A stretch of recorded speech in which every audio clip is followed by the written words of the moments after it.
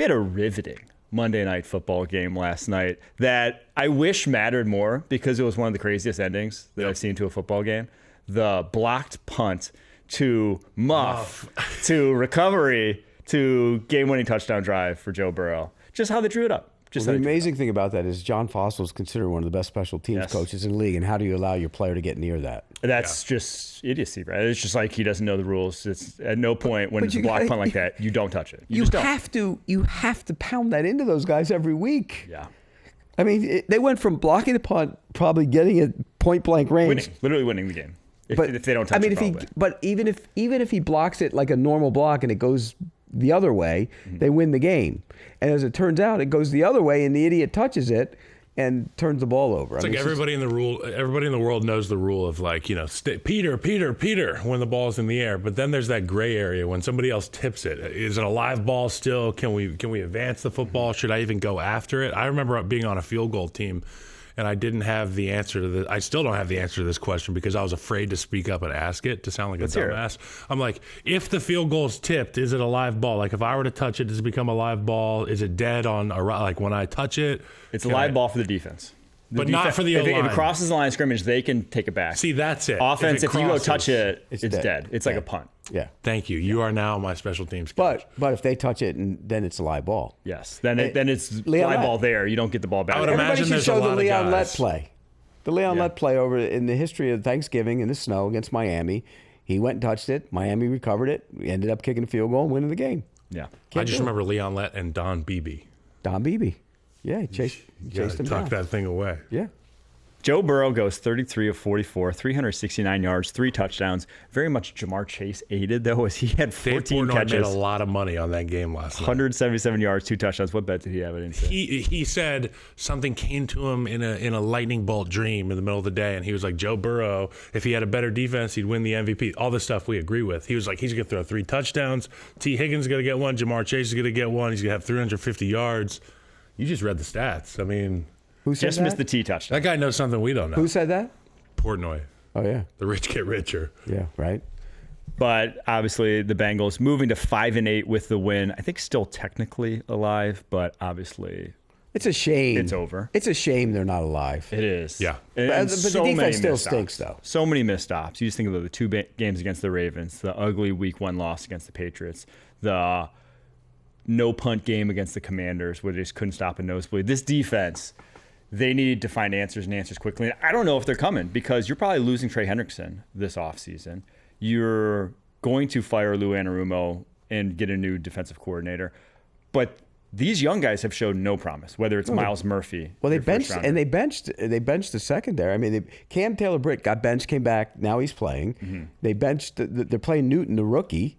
They benched Von Bell, who it crushed them to bench him because they love him, but they benched him. Battle was in and out, and now he's back in. Dax Hill is probably their most promising corner. He tore his ACL. And it's like, a cornerback tearing an ACL coming back next year, expecting him to be anything is a pipe dream. Plus, you got to figure Higgins isn't going to be there next year. So it's a shame because Anarumo's had such a good defense for the last few years, and these guys have all stepped up. They've had a bunch of these Swiss Army knife type guys in the second level who can play physically at the line of scrimmage, and they just haven't been able to count on that defense. It's a waste. It's a waste. I mean, really, if you're a football fan, you want to see more Joe Burrow. Like, we say free football when it becomes overtime or extra baseball and extra innings.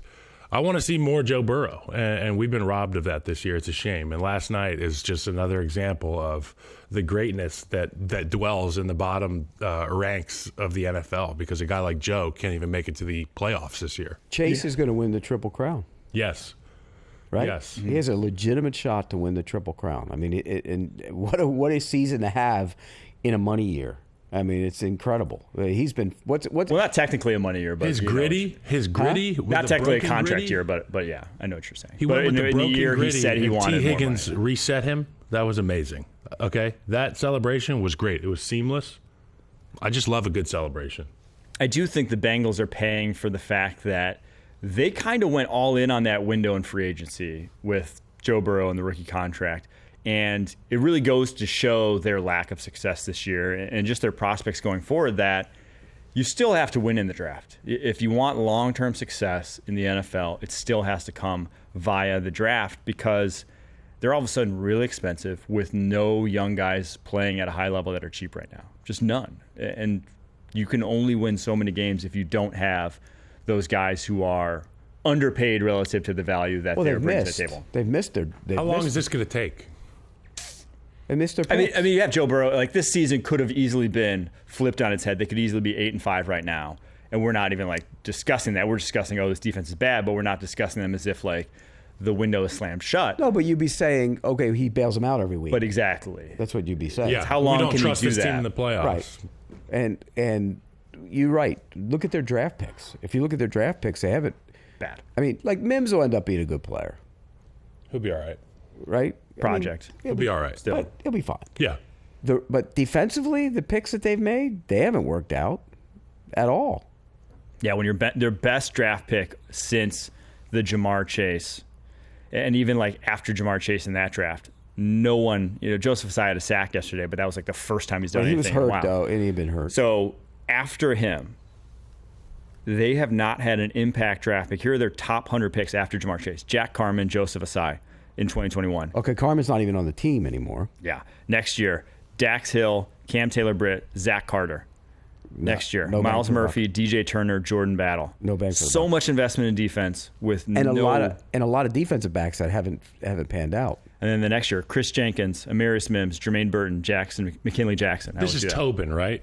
This is Tobin. Yeah, and And this is the guy they want out of the building. He's kind of grandfathered into this franchise. actually- Well, he's not leaving the building because he's been there 20. Yeah, and he's I been there actually forever. don't- The amazing thing is, I actually don't think he's that bad. But He's not. He's not. He's not bad. But you read these Cincinnati you also- people's thoughts, and they bitch about Tobin. That's But they- bitch about there's a Zach Taylor, disconnect too. between him and Lou Anarumo. There's obviously, when you have Dax Hill, who was a cornerback in college, and you're asking him to play safety in Lou Anarumo's scheme his first 2 years and is objectively awful at it, there's a disconnect between how one's evaluating talent and what Lou Anarumo wants for his scheme. There just is. And Lou's gone.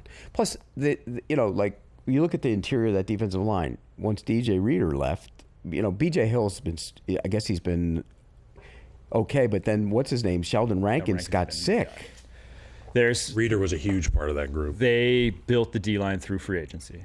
And that's just, again, if you're building it through free agency, it's not going to last long. The Jaguars found that out the hard way in 2016 when they built that entire defense through free agency, and then all of a sudden it's like 2 years later it stinks.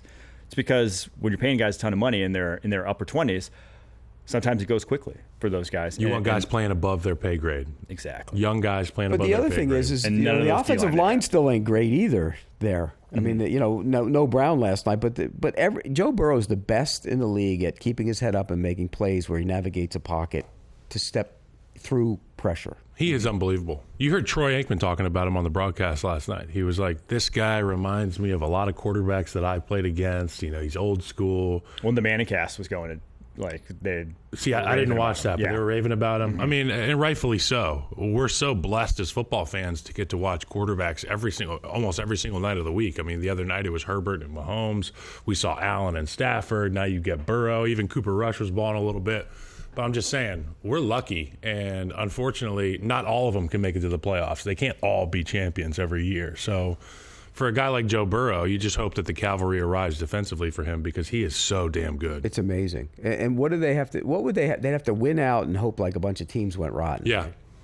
it ain't happening. Because look, Denver and Indy play, so if Indy loses, they're basically done this week. But you'd have to have complete rotten end of seasons for either the Chargers or the Broncos. Yeah, I just don't see it happening, unfortunately, for the Cincinnati Bengals.